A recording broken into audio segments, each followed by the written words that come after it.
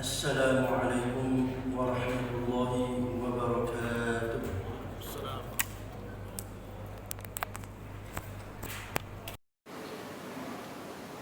أعوذ بالله السميع العليم من الشيطان الرجيم. بسم الله الرحمن الرحيم. الحمد لله رب العالمين.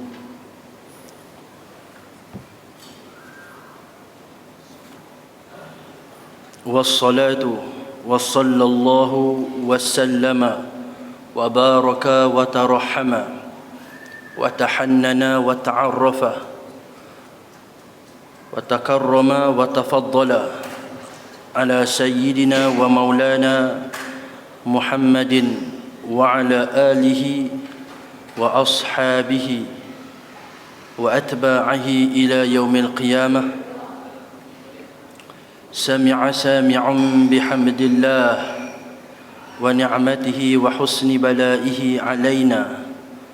اللهم صاحبنا فأفضل علينا عائزين بالله من النار. آمين يا رب العالمين. أما بعد، فقال عز وجل: أعوذ بالله من الشيطان الرجيم. سبحانك لا علم لنا إلا ما علمتنا إنك أنت العليم الحكيم.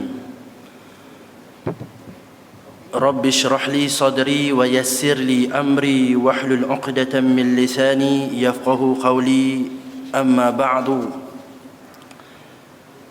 فقال عز وجل: ففهمناها سليمان وكلا آتينا حكما وعلما. صدق الله العظيم. Tuan muslimin, ayah-ayah muslimat, ibu-ibu, para tuan-tuan guru, para alim ulama yang dirahmati Allah, marilah sama-sama kita menghadiahkan pahala bacaan surah Al-Fatihah buat musannif bihadzal kitab, Syekh Muhammad Sa'id ibn Umar Khatib, limuallif hadzal kitab Tafsir Nur al-Ihsan, ولجميع المسلمين والمسلمات والمؤمنين والمؤمنات لهم الفاتحة. أعوذ بالله من الشيطان الرجيم. بسم الله الرحمن الرحيم. الحمد لله رب العالمين الرحمن الرحيم مالك يوم الدين إياك نعبد وإياك نستعين اهدنا الصراط المستقيم صراط الذين أنعمت عليهم غير المغضوب عليهم ولا الضالين. آمين. Pertama, alhamdulillah, segala puji dan puja bagi Allah. Yang kedua, selawat dan salam kepada baginda Rasul sallallahu alaihi wasallam dan seluruh para sahabat, para tabi'in, tabi'in, seluruh para alim ulama, wali-wali Allah yang menyampaikan ilmu sehinggalah sampai kepada kita hari ini. Khair, ketiga kita sambung satu perkongsian ilmu tafsir Nurul Ihsan bagi menyambung kitab ini, Al-Faqir yang tak layak menggantikan Al-Ustaz Fakhruddin bin Datuk Ghazali, bagi menyambung megang takhlifan ini. Khair, tuan-tuan dah tengok surah At-Taubah kali ini pada halaman yang 145. Ad-Dhabit untuk majlis istima' ni, Fadilah Ustaz Farhan lah, rujukan kami lah. Khair. 1, 2, 3, 4, 5, 6, 7, 8, 9, 10, 11. Baris yang ke-12 daripada atas. A'udzubillahi minasyaitonir rajim. Ya ayyuhallazina amanu innamal musyrikuuna najasun فلا يقربوا المسجد الحرام بعد عامهم هذا وإن خفتم عيلة فسوف يغنيكم الله من فضله إن شاء إن الله عليم حكيم. Ini ayat yang ke-28. Kata musannif bihadzal kitab rahimahullah wa hafizahullah wa ta'ala wa nafa'ana bi'ulumi fi daraini amin, menafsirkan ayat Allah, hai segala orang mukminin, Surah Taubah adalah surah yang ke-9 di dalam Al-Quran. Surah ini berada pada juzuk yang ke-10 dan mempunyai 129 ayat. Surah ini disebut sebagai surah Madaniyah. Bila hai segala orang mukminin, di sana ada nida, ya ruh bihafun nida, ayyuha munadah. Ini fawaid yang saya dapat daripada Syekh Nazrul ni. Saya bukan reti pakar pun tentang bahasa ni. Ha li tanbih. Nida di sini Allah Subhanahu wa taala guna perkataan ya dalam Al-Quran ataupun dalam surah yang lain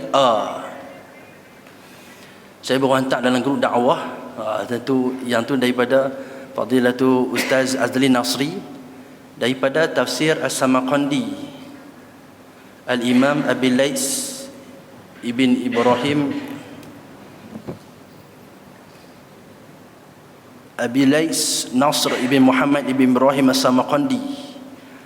Dia meletakkan ada situl maratib, anna nida'u fil Quran ala situl maratib. Ada 6 seruan Allah Subhanahu wa taala dalam Al-Quran. Nida ni apa? Ya ayyuhallazi, ya ibadi. Ada ya Allah guna dalam Al-Quran ni ada 6. Ada 6.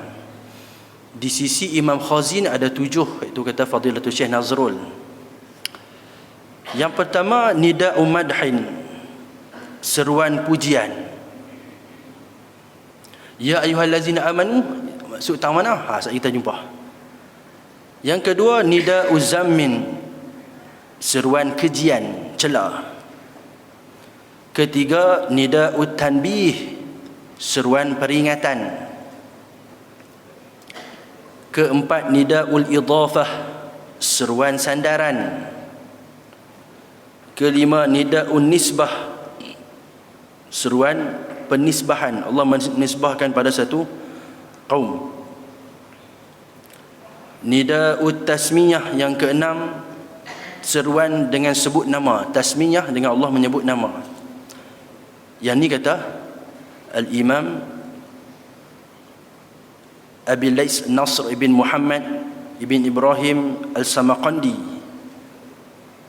Nida'u madhin contohnya ada 3. Ya ayyuhan nabi, ada seruan pujian Allah, wahai nabi. Ya ayyuhar rusul, wahai rasul. Ya ayyuhallazina amanu, ni kita jumpa ni. Ya ayyuhallazina amanu, seruan pujian Allah kepada orang yang beriman. Allah puji orang yang beriman.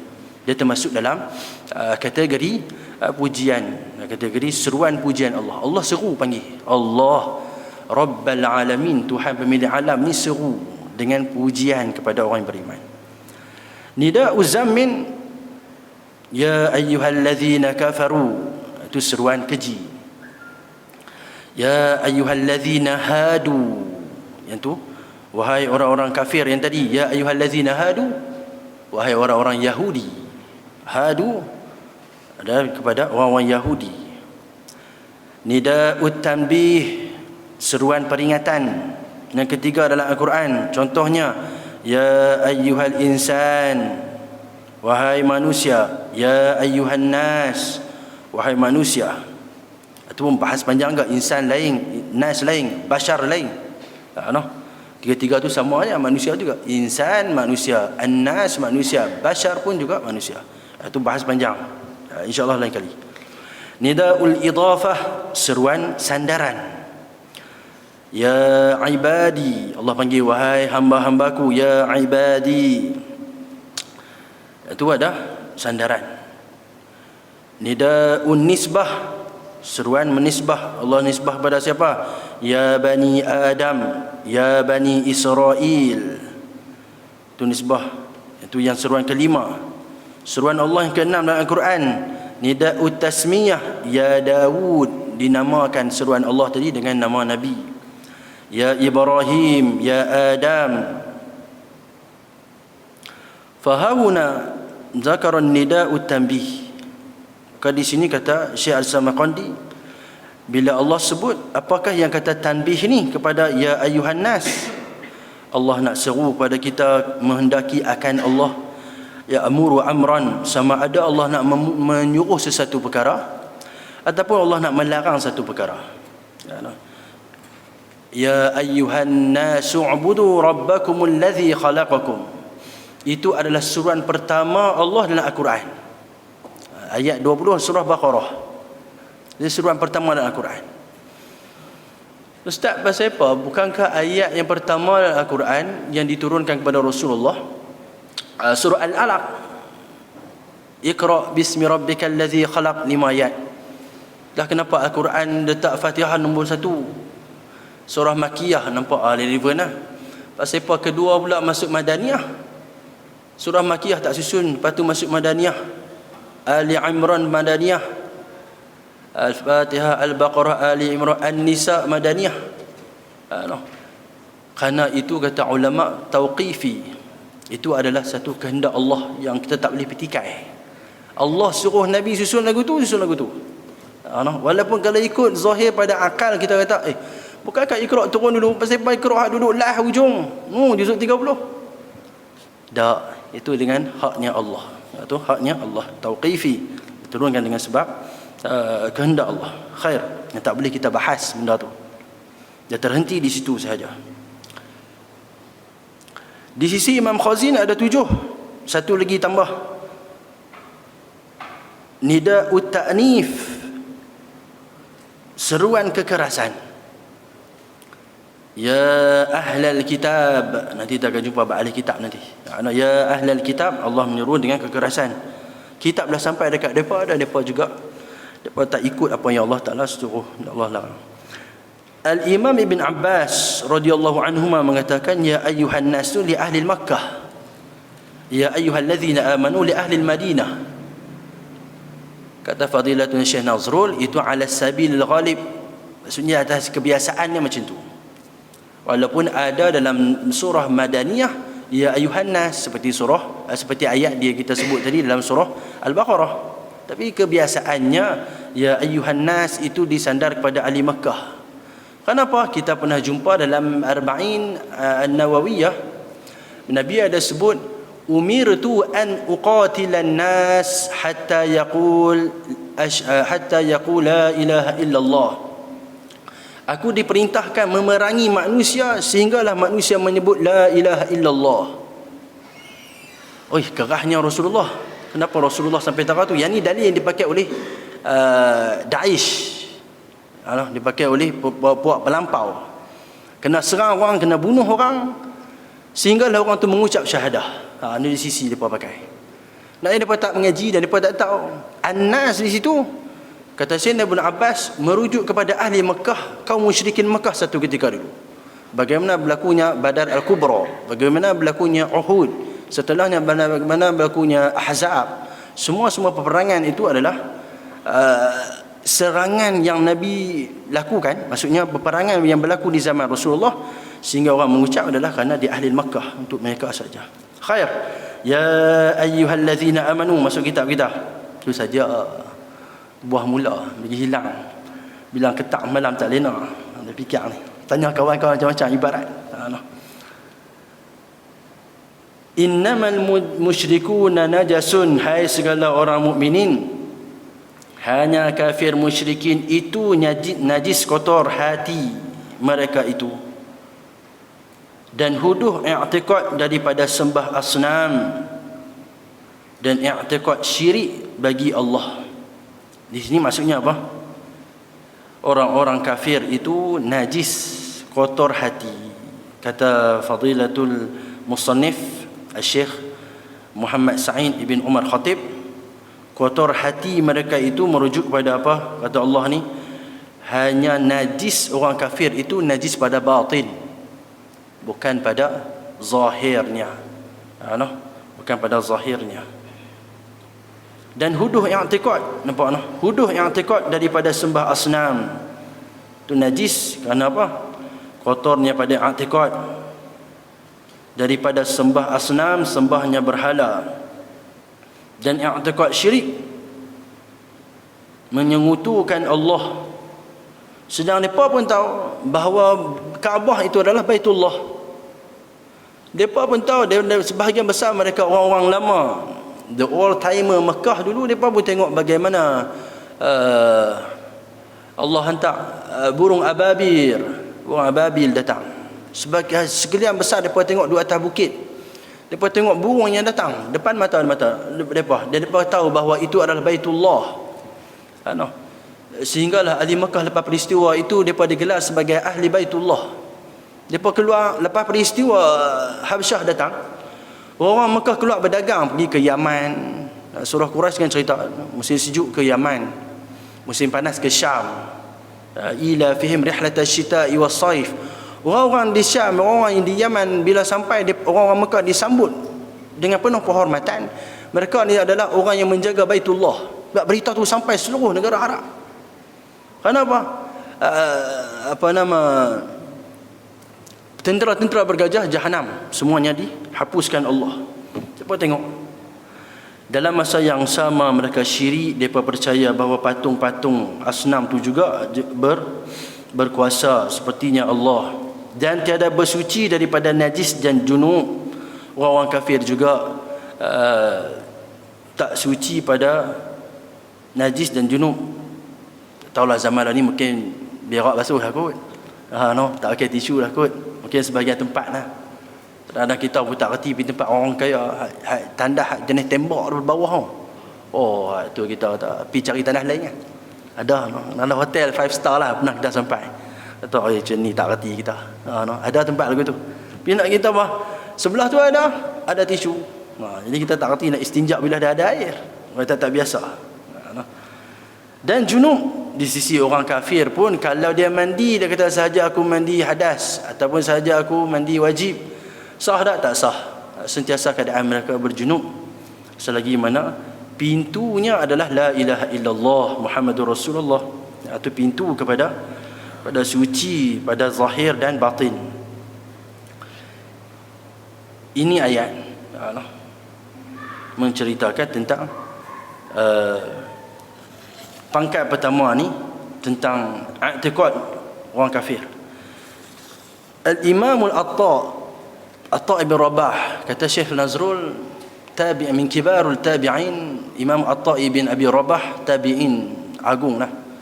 Di sisi dia, guru dia, saya di antara dua, sama ada guru dia kata Syekh Nazrul 200 orang para sahabat ataupun 1000 orang sahabat.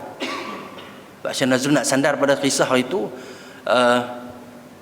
guru kepada Sayyidina Luqman bin Hakim, Luqmanul Hakim. Kita dengar surah Luqman. Guru pada Luqmanul Hakim adalah 1000 orang para nabi. Dia bukan nabi, dia wali min awliya illah, Luqmanul Hakim. Dia di antara muammar, orang yang dipanjangkan umur oleh Allah. Luqmanul Hakim, guru dia 1000 orang nabi. Allah merakamkan kalam dia, nasihat dia dalam Al-Quran, surah Luqman. Al-Imam Al-Atta' ibn Abi Rabah mengatakan seluruh wilayah tanah haram, al-haramu kulluhu masjid. Seluruh wilayah tanah haram itu adalah masjid. Maksudnya apa? Ayat ini menceritakan, kata Al-Imam Ibnu Kathir, inilah ayat yang mengharamkan orang-orang musyrikin dan orang kafir masuk ke dalam kota Mekah. Bukan sekadar Masjidil Haram. Lepas ni kita akan jumpa ayat Masjidil Haram. Seluruh kota Mekah, tanah haram tu diharamkan serta merta bila turun ayat ini pada tahun ke-9 Hijrah. Inilah ayat yang mengharam. Kata Imam Ibn Katsir, ayat ini menjadi pemutus. Tidak ada lagi siapa yang diutus oleh Rasulullah. Rasulullah menghantar Sayyidina Ali dan Sayyidina Abu Bakar radhiyallahu anhuma untuk seru kepada orang-orang musyrikin. Kenapa seru kepada orang musyrikin? Datang ayat ini, ayat 25, 26, 27 tu kisah perang Hunain. Kisah ni kisah yang melampau. Bila tahun ke-8 Hijrah, Ramadan, 20 Ramadan, 20 min Ramadan, seingat saya. 20 Ramadan tahun ke-8 Hijrah berlaku Fathul Makkah, atau disebut sebagai Fathul Azam. Peristiwa agung lah. Nabi balik kampung, dapat tawan balik Mekah, duduk di Mekah dengan aman. Selang Ramadan tu masuk Syawal, kan jauh pun, Ramadan, Syawal, Zulqaidah, Zulhijjah. Nak habis hujung-hujung tahun dah. Syawal tahun ke-8 Hijrah berlaku perang Hunain. Hak ni melampau. Bila dah Nabi dah masuk dalam keadaan aman, tidak ada pertumpahan darah, sebagian besar yang masuk agama Islam, Abu Sufyan bin Harb masuk Islam. Selang sebulan pada tu, puak musyrikin Bani Hawazin, dia kumpul ramai bani-bani lain serang hendak kepada Rasulullah ketika mana berlaku peperangan Hunain. Bulan Syawal, setelah sebulan daripada Fathul Makkah. Habis Zulqa'dah, habis Zulhijjah, 4 bulan setelah masuknya tahun ke-9 Hijrah, turun ayat, turunnya surah Taubah, dan ayat ini diturunkan mengharamkan mereka serta merta. Melampau. Serang Rasulullah, teruk kesian. Rasulullah bila diserang dalam perang Hunain, ramai tentera Islam hampir ke 10,000 orang. Ramai ada orang masuk Islam. Ramai. Lepas serang hendak. Ramai yang lari, hanya tinggal Rasulullah ada lebih kurang ada 800 orang. Adalah bapa saudara Rasulullah Abbas bin Abdul Muttalib, sepupu Rasulullah Abu Sufyan bin Haris bin Abdul Muttalib. Haris bin Abdul Muttalib anak sulung pada Abdul Muttalib. Kata abang sulung pada ayah Nabi. Dia yang jaga unta kuda Rasulullah. Tahu Rasulullah panggil sahabat, panggil. Dahsyat perang tu yang dahsyat. Jadi lepas peristiwa itulah turun ayat ni mengharamkan serta merta. Sampai sekarang orang-orang kafir tak boleh masuk tanah haram, tak boleh masuk. Pun begitu kita dengar wallahu alam, tak dengar pun secara betul ke dihantar melalui media sos saja. Raja Salman, anak Raja Muhammad tu, walaupun buat pesta di Jeddah Jeddah sekalipun, war-war kata mengizinkan tu, setakat ni tak ada lagi yang kita kata yang qat'i lah di sisi depa, yang secara rasmi tak ada lagi. Sehingga boleh masuk. Betapa longgarnya Raja Salman ni. Jangan sampai kita mengharapkan Allah Subhanahu Wa Taala memberi futuhat kepada khadimul haramain, orang-orang yang menjaga haramain ini. Jangan sampai mengizinkan orang-orang kafir masuk dalam kota suci Makkah yang termasuk tanah haram. Depa terangin sangat nak masuk sampai ke Kaabah, terangin sangat. Tapi tak boleh. Ni ayat ni mengharamkan mereka.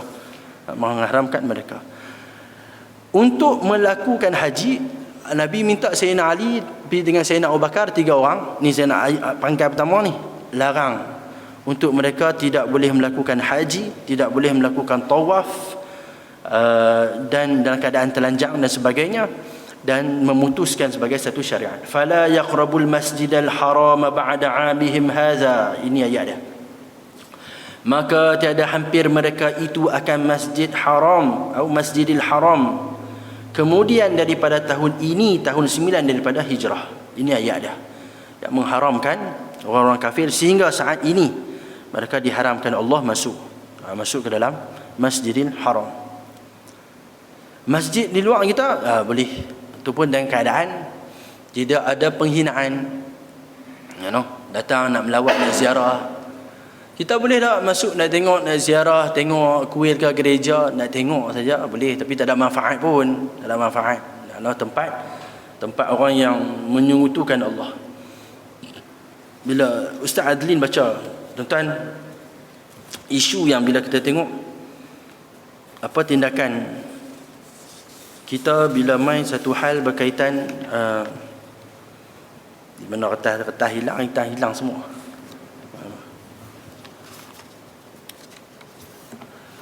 Anak-anak muda yang basuh kuil. Yang basuh kuil. Ini saya rakam sebiji, Ustaz Adli baca dan saya tulis balik apa yang dia baca. Diputuskan haram, semua orang tahu. Jumhur ulama kata haram. Apa segala kerja yang melibatkan kanisah, gereja, kuil, tokong, tak boleh. Kemudian haram. Ini disebut zahaba jumhur fuqaha, disebut dalam kitab Mawsu'ah Kuwaitiyah.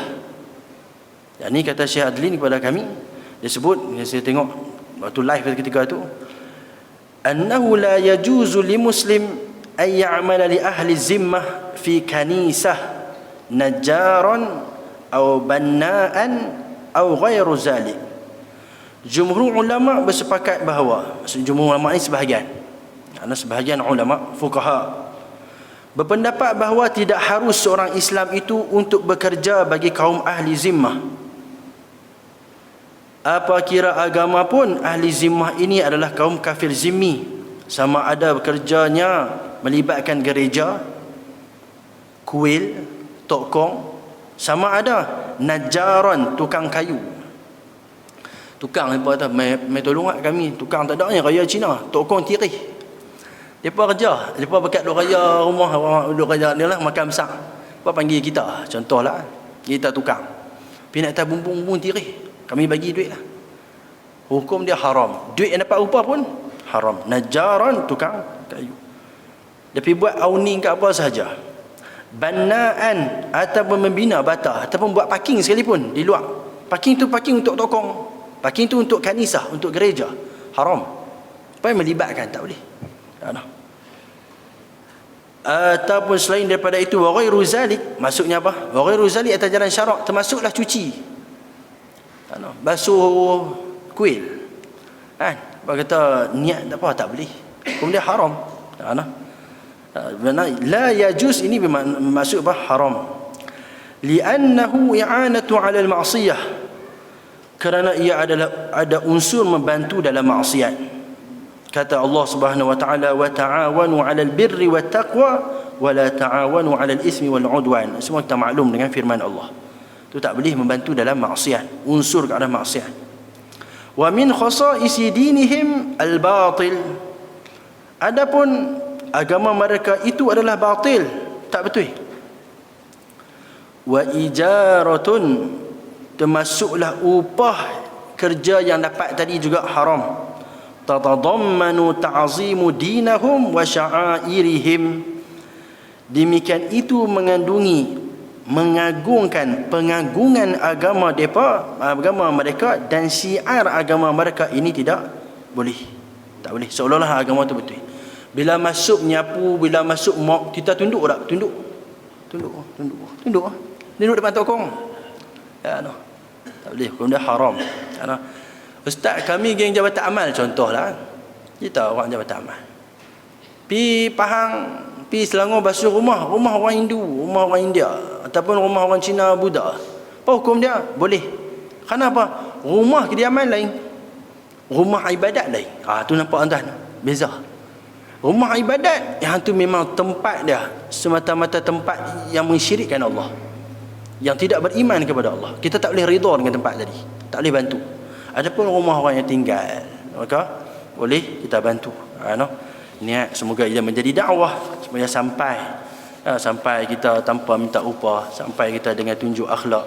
Minta pula ayat nak sembahyang dalam rumah ke, minta di luar rumah kita nak sembahyang, boleh juga sembahyang dekat parking rumah dekat. Khair. Jangan masuk dekat bab tu.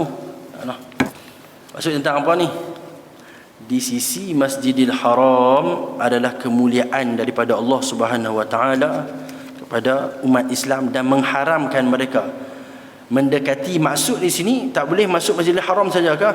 Kata Al-Imam At-Ta'i bin Rabah, termasuk al-haram kulluhu masjid. Seluruh tanah haram itu adalah masjid. Ini perkara saya pernah tanya Tuan Guru Ustaz Hasan Haji Ahmad sendiri. Adakah orang yang uzur, dia sembahyang di hotel, dia tak boleh turun di Masjidil Haram? Adakah dia dapat pahala seperti mana orang yang sembahyang di Masjidil Haram? Saya yakin semua orang tahu sini. Tak ada dalam satu muka bumi ni. Ulama sebut atharul, paling suci tanah di muka bumi ni. Sama ada sebagian ulama kata Mekah, ada kata Madinah. Tapi nak bagi tahu kemuliaan kota Mekah, yakni seluruh tanah haram Mekah, siapa saja yang sembahyang, sama ada di hotel ke, di masjid lain ke, maksudnya di masjid dulu ni ada masjid jin ke apa semua ni, dulu sekarang ni tak ada dah. Di mana sahaja pun dia dapat pahala seperti mana pahala sembahyang di Masjidil Haram, di dalam Masjidil Haram. Berapa? 100,000 pahala. Mi'atu alaf hasanah. 100,000 hasanah. Saya dah hantar dalam grup ni. Kita tak ada grup istimak tuan-tuan. Saya pun baru jumpa benda ni. Kawan saya hantar. Di antara kitab karangan Imam Hasan Basri. Ini tabi'in agung. Fadailul Makkah was sakanu fiha. Kenapa kemuliaan tanah haram tadi? Rupanya di sisi Mekah tu ada maqabir, kubur-kubur para nabi dan rasul. Ini kalau tuan-tuan, kalau yang ada dalam grup dakwah tu, tak semua orang dalam grup dakwah. Geng kami ini, sebahagiannya ada. Dalam muka surat 21 tu menceritakan kata kemuliaan Masjidil Haram, kenapa diangkatnya Allah, sehingga orang yang sembahyang, bukannya orang yang sembahyang, wa man shalla fiha salatu rafa'at lahu 100,000 salah, siapa-siapa yang solat di dalamnya, maksud seluruh kota Mekah, Allah Subhanahu wa taala mengangkat baginya 100,000 kali salah. Wa man shama fiha kutibat lahu shaumun 100,000 yaum, orang yang puasa sehari di kota Mekah ditulis baginya pahala seperti mana puasa selama 100,000 hari. Wa man tasaddaqa fiha bidirham, siapa-siapa yang sedekah 1 dirham, 1 ringgit, ditulis Allah baginya 100,000 ringgit. Kenapa? Kemuliaan kota Mekah. Kenapa? Kemuliaan Kaabah dan Masjidil Haram dan seluruh tanah haram. Sehingga Al-Imam Al-Hasan Al-Basri menyebut, ni saya baru tahu, ni saya nak baca ya pun tuan-tuan. Kisah 19 20. Wa huwa al-maut wa in hawla Ka'bata qabla 300 nabiyyin. Di keliling Kaabah itu ada 300 para nabi, ada kubur 300 para nabi. Ini kitab ni sebut tuan. Saya baca ya dalam nilai PDF. Nanti saya hantar tuan-tuan hendak dengan kawan lah. Wa ma baina ruknul yamani wa ruknul aswad, di antara rukun Yamani, rukun yang kita boleh sentuh dinding Kaabah tu, dengan rukun Hajarul Aswad, qabru 70 nabiyan, ada 70 kubur para nabi.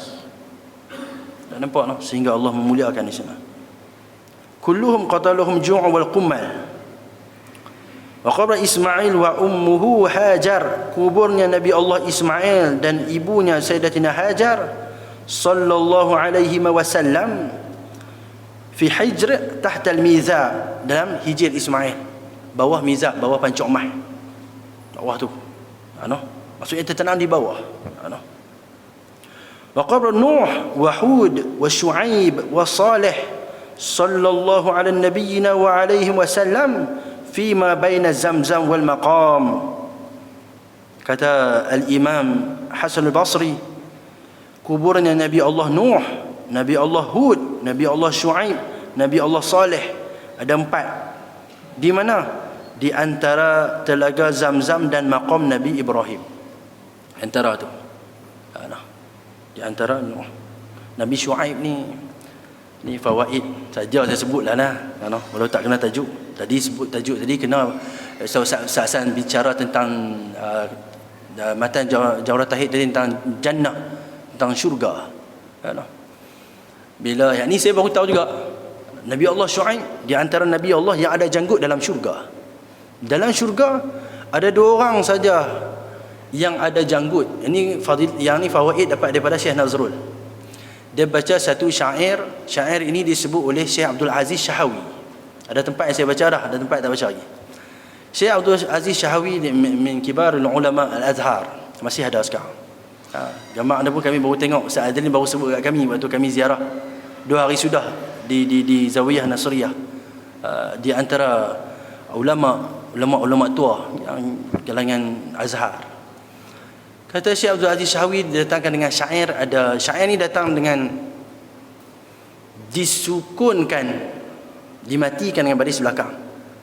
Ada 6 perkara yang tak terdapat pada ahli syurga. Ada 6 perkara yang tidak ada padanya tabiat ahli syurga.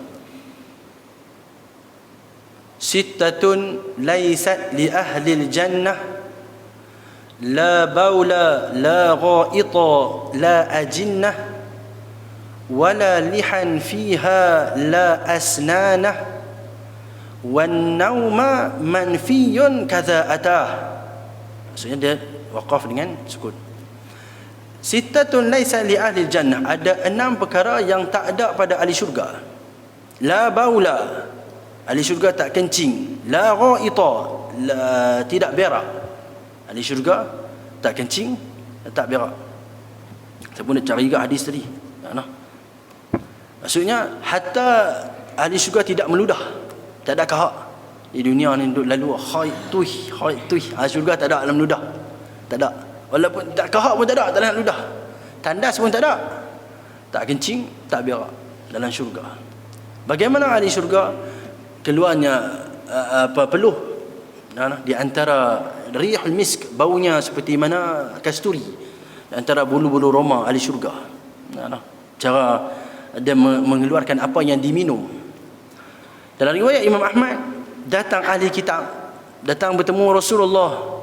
Ya Aba Qasim, ayakuluna wa yashrabuna ahli jannah atau kama qala. Wahai Abu Qasim, adakah ahli syurga minum dan makan dan minum? Tuan-tuan, ahli kitab di zaman tu yang dalam dada mereka ada Taurat, dalam dada mereka ada Injil, mereka pun tak tahu maklumat bahawa ahli syurga makan minum. Mereka tanya Rasulullah. Rasulullah kata bala, ya, ahli syurga makan minum.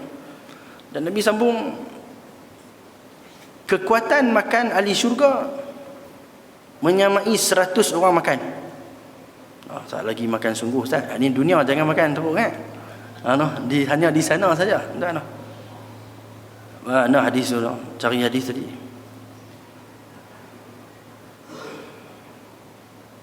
Tak jumpa hadis, tak jumpa hadis. Syok tuan-tuan. Ini kat siapa saya pun nak cari tadi.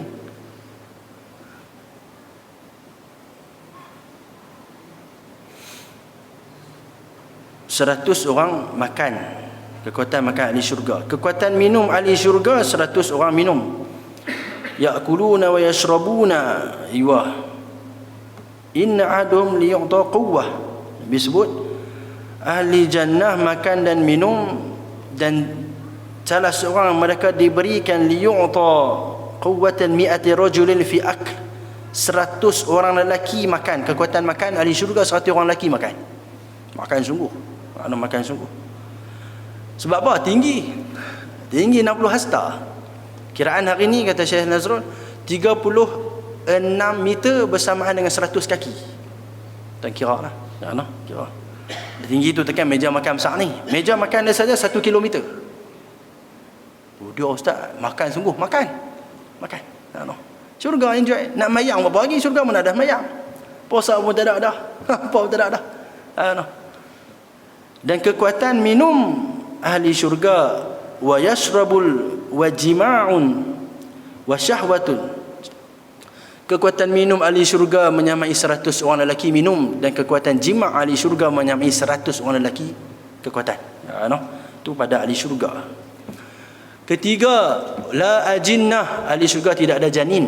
Dia bersama isteri dia bersama dengan bidadari-bidadarinya, tidak ada janin. Tidak ada anak baru di syurga. Wala lihan fiha, dan ahli syurga tidak ada janggut. Sudah janggut. Murdan, jurdan, kosong, tak ada apa. Di dunia lah nak simpan pun. Yang kecuali kata Syekh Nazrul, Nabi Allah Syuaib dan Nabi Allah Yahya alaihi salam. Bila ditanya kepada Syekh Abdul Aziz Syahawi, adakah baginda Rasul sallallahu alaihi wasallam ada janggut? Kata Syekh Abdul Aziz Syahawi, wallahu alam. Syekh Abdul Aziz tu pun tak tahu. Ada orang, patutnya semua orang tak ada janggut, 2 orang lelaki saja dalam syurga ada janggut.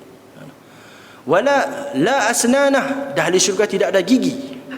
Hak ni tak boleh terima. Lagu mana ustaz tak ada gigi, huduh lah.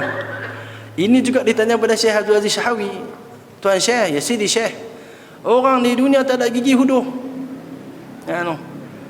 Bila buang gigi, Syekh buat pula gigi dah. Syekh Nazrul kata, Syekh Abdul Aziz buat pula gigi palsu dah. Tunjuk mereka angkah gelak. Syekh tunjuk macam ni ke? Syekh pasang balik. Lalu Syekh kata, pernahkah kamu tengok di dunia orang yang tak ada gigi tapi comel? Kata tak ada. Syekh kata, tengok anak-anak yang berusia sebulan, 2 bulan, baby lah. Kalau sebulan 2 bulan Tok Wan pergi kacau, cak ada apa sengih, bersenyum, comel tak? Comel. Kalau di dunia pun comel, apatah lagi di syurga. Walaupun sebahagian ulama kata gigi itu berubah warna. Ni kata Syekh Nazrul, walaupun sebahagian ulama kata gigi itu berubah warna, gusi tak berubah warna. Khair, jazakallah pada. Gigi tak berubah warna, gusi tak berubah warna, gigi berubah warna. Tapi boleh juga Allah jadikan gigi itu tak berubah warna. Dia nak beritahu tak ada gigi, hanya ada gusi, kekuatan gusi menyamai gigi. Nak gelak kat orang kah? Kita semua tak ada gigi, nak gelak orang apa? Nak gelak kat orang. Semua tak ada gigi dalam syurga, semua ada gusi. Mamah daging dari mana? Wallahu alam. Cerita ada memang tak boleh bayang, bukan di dunia, di syurga. Wan nauma manfiyun kadza atah, dan tidur juga ternafi kepada kadza atah setelah datangnya. Maksudnya apa? Ahli syurga tak tidur, ahli syurga hanya berehat. Ahli syurga hanya berehat. Lepas ke syurga saja saya masuk tentang Nabi Allah Shu'aib yang ada maqamnya haulil Kaabah, di kawasan Kaabah. Banyak kelebihan Masjidil Haram. Wa in khiftum, tadi ayat kita menunjukkan apa? Ini ayat ya ayyuhallazina amanu innamal musyrikuuna najasun fala yaqrabul masjidal haram ba'da 'amihim. Ini adalah signal utama Allah sebagai isyarat tidak ada lagi kemasukan orang-orang kafir ke Masjidil Haram. Yaqrabu yakni menghampiri juga termasuk tanah haram. Seluruh tanah haram tidak boleh masuk. 10 minit. Wa in khiftum 'ailatan fasawfa yughnikumullah. Dan jika kamu takut papa miskin dengan putus perniagaan, maka lagi mengaya akan kamu oleh Allah Ta'ala.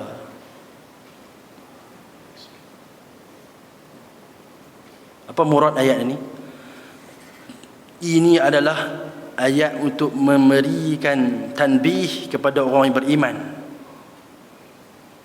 Seandainya kamu takut papa, wa in khiftum, khauf adalah ujian daripada Allah. Walanabluwannakum bisyai'in minal khaufi wal ju'. Kenapa Allah sebut dua benda ni? Kata Al-Imam Ibn Kathir, khauf wal ju' adalah satu ujian Allah yang boleh menghilangkan nikmat dan kemanisan ketika mana beribadah. Orang sedang ibadat, ayat banjir dia naik, dia nak mayang lagu mana, fikir masa rumah, hilang kemanisan ibadah. Ada takut dalam hati. Lapar juga termasuk menghilangkan manis dalam ibadah. Maka Allah uji kita dengan dua sifat ni. Masuklah al-khawfi wal ju'i, masuk lepas Allah sebut tu wa naqsim minal amwal, tu perkara-perkara termasuk dalam dua benda tadilah. Wal anfus was samarat, Allah sebut inna lillahi wa inna ilaihi raji'un. Beberapa hari ni kita sebut tentang akhina, saudara kecil kita, akhina as-saghir Rayyan di Morocco. Rahimahullah rahmatun wasi'ah waskanhu fi fasihal jinan. Semua orang rasa sebab hati. Yalah, dengan nikmatnya Allah.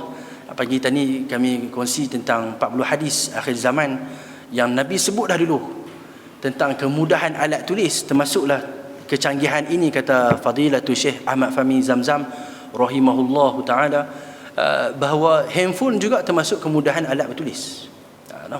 Alat bertulis. Jadi dengan sebab kemudahan ini, dia menjadi nikmat bagi orang yang guna dengan jalan betul.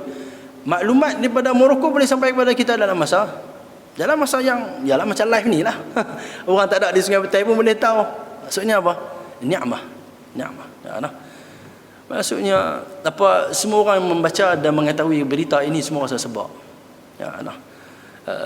Inna lillahi wa inna ilaihi raji'un. Daripada Allah kita datang, kepada Allah kita kembali. Itu kita diatur.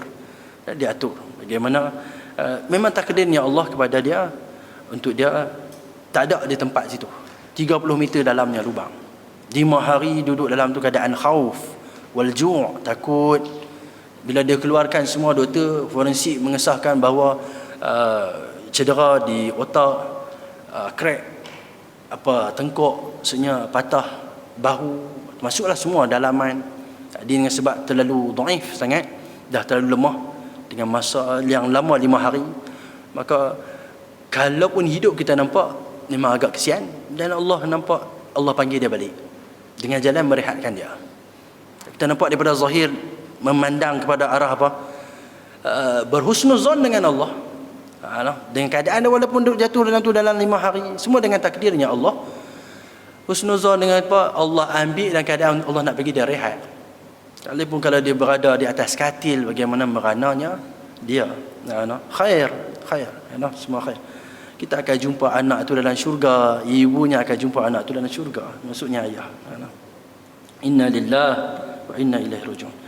Ini murad ayat kepada Allah kepada orang-orang yang beriman. Jika kamu takut papa miskin dan putus perniagaan, maka lagi mengaya akan kamu oleh Allah Ta'ala. Maksudnya apa?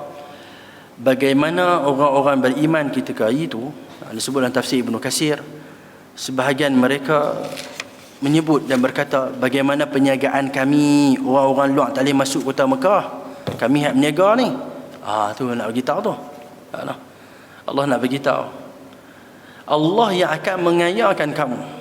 Sebutnya Imam Ibn Ishaq, yani sahibut tarikh, dia alim tarikh, dia guru kepada al-Imam Ibnu Hisham, al-Sirah Ibnu Hisham. Guru dia adalah Imam Ibnu Ishaq. Hal ini kerana orang-orang di Mekah ketika itu berkata, habislah, nescaya pasar kita akan mati, dagangan kita akan merugi, dan kita akan kehilangan keuntungan yang dahulu kita dapatkan. Maksudnya apa? Ini ayat tanbih kepada orang yang beriman. Sebahagian mereka sebut, habislah orang luar tak boleh main beli, kami berniaga. Maksudnya orang Islam berkerat dia dah. Orang Islam ada di Mekah ketika itu, ada di Madinah, tak semuanya mai. Islam baru dalam usia 9 Hijrah, tak lebih kurang. Kalau kita kata Rasulullah diutuskan 23 tahun, 13 tahun di Madinah dan 10 tahun 13 tahun di Mekah, 10 tahun di Madinah. Yang tu juga mudah untuk kita, kata Syekh Fadilatul Syekh Nazrul, mudah kita ingat berapakah bilangan ayat dalam Al-Quran. Ambil usia dakwah Nabi 23, letak di tengah-tengah, kapuh dengan 6. Dia kata kapuh dengan 6. Sebahagian ulama sebut 6666, 6666 ayat dalam Al-Quran. Yang paling kuat kata 6236 ayat. Dengan dia bagi satu formula, kapuh 6 di belakang, letak 23 tengah. 23 tu usia dakwah Rasulullah sallallahu alaihi wasallam. 13 tahun di Mekah, 10 tahun di Madinah. Maksudnya macam tu. Jadi yang ketika itu tak apa ramai orang kafir pun tak boleh nak berniaga, nak masuk beli barang kami. Sebagian mereka berkata, maka Allah turunkan ayat, wa in khiftum ailatan fasawfa yughnikumullah. Yani maksudnya apa?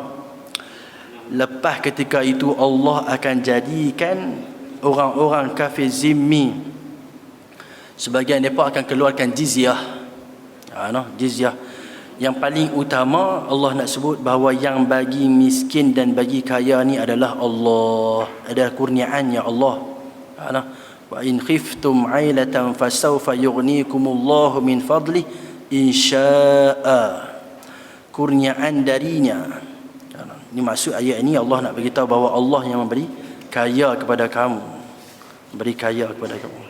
Kita pun tak ada apa, hatta kita yang beramal, orang berniaga cara berniaga, kerisauan dia customer lah, yang berniaga dengan handphone, viewers yang dengan live, harap berapa orang tengok live dia, yang dapatan dia akan dapat di situ. Viewers daripada YouTubers, dia nak harap dari situ. Semua orang dia akan risau kalau orang ramai tak tengok, macam mana pulangan dia. Subscribers kalau tak banyak, macam mana pulangan dia. Ada kerisauan orang yang berniaga di situ. Kerisauan bagi orang yang ibadah, kata Al-Imam Abu Abbas Al-Mursi, sebagai penutup saya ni, dah cukup ni. Faman kana waqtuhu ta'ah, siapa-siapa yang melakukan taat, sebab waktu, hak waktu kepada setiap orang tu ada 4. Haqqul awqatul abdi 4. waktu kepada seseorang tu ada 4. Satunya waktu taat, waktu buat taat. Apabila kita buat taat, faman kana waqtuhul ta'ah fasabiluhu syuhudul minnah min Allah. Kita kena ada satu perasaan dalam diri kita bahawa kita buat taat, boleh jaga sembahyang 5 waktu, main surau masjid, kita boleh main mengaji, orang tak main mengaji, kita boleh puasa Rejab, orang tak puasa Rejab, contohlah. Kita boleh baca Quran setiap hari, orang tak baca Quran. Di situ kata Al-Imam Abu Mursi, Abu Abbas Al-Mursi, gurunya kepada Imam Ibnu Athaillah As-Sakandari. Ini guru, anak murid dia wali, guru dia wali juga.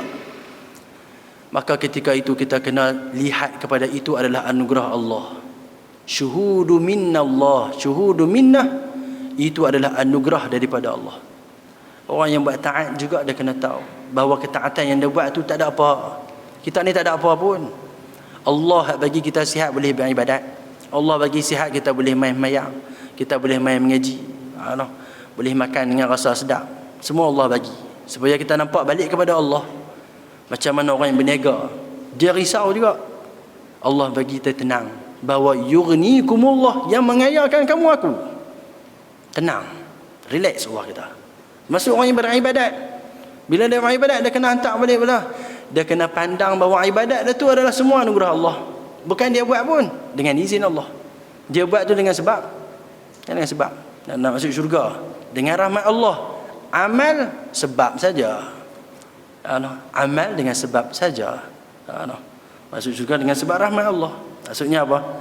Yughnikumullah, Allah yang mengayakan kamu. Wallahu alam bissawab. Hadza wa billahi taufik. Itu sekadar yang insya-Allah lepas ni min fadlihi insya'a, itu panjang sikit nanti untuk kita masuk beberapa fadilat, kurniaan-kurniaan Allah yang pernah disebut oleh Fadilatul Syekh Aminuddin kepada kami tentang ada 4 fadilat pada kita. Tadi pun tak habis, ada 4 tadi Abu Abbas Al-Mursi sebut tadi, tak habis, nantilah bila-bila. Tuan yang dirahmati Allah, apa yang kita sebut hari ini adalah kemuliaan tanah haram dan keagungan tanah haram yang Allah Subhanahu Wa Taala berikan kepada umat Islam sebagai satu arah yang adanya di sana Baitullah, Ka'batul Musyarrafah, untuk sama-sama kita melihat bahawa ayat ini adalah ayat terakhir pengizinan orang-orang musyrikin Mekah boleh masuk ke dalam kota Mekah. Hadza wabillahi taufik. Tutup majlis, tangguhkan majlis. Subhanakallahumma wa bihamdik, asyhadu an la ilaha illa anta, nastaghfiruka wa natubu ilaik. Bismillahirrahmanirrahim. Allahumma barik lana fi Rajab wa Sya'ban wa ballighna Ramadan. Allahumma a'inna ala zikrika. Ya Allah, rezekikanlah hati dan lidah kami sentiasa ingat dan berzikir kepada kamu. Wa syukrika, rezekikanlah kami sentiasa berasa syukur dengan nikmat-nikmat-Mu. Wa husni ibadatik, ya Allah, rezekikan kami sentiasa memperbaiki dan memperbaikkan ibadah kami kerana-Mu, ya Allah. Wa sallallahu ala sayyidina Muhammad walhamdulillahi rabbil alamin. Hadza wa billahi taufik. Assalamualaikum warahmatullahi wabarakatuh.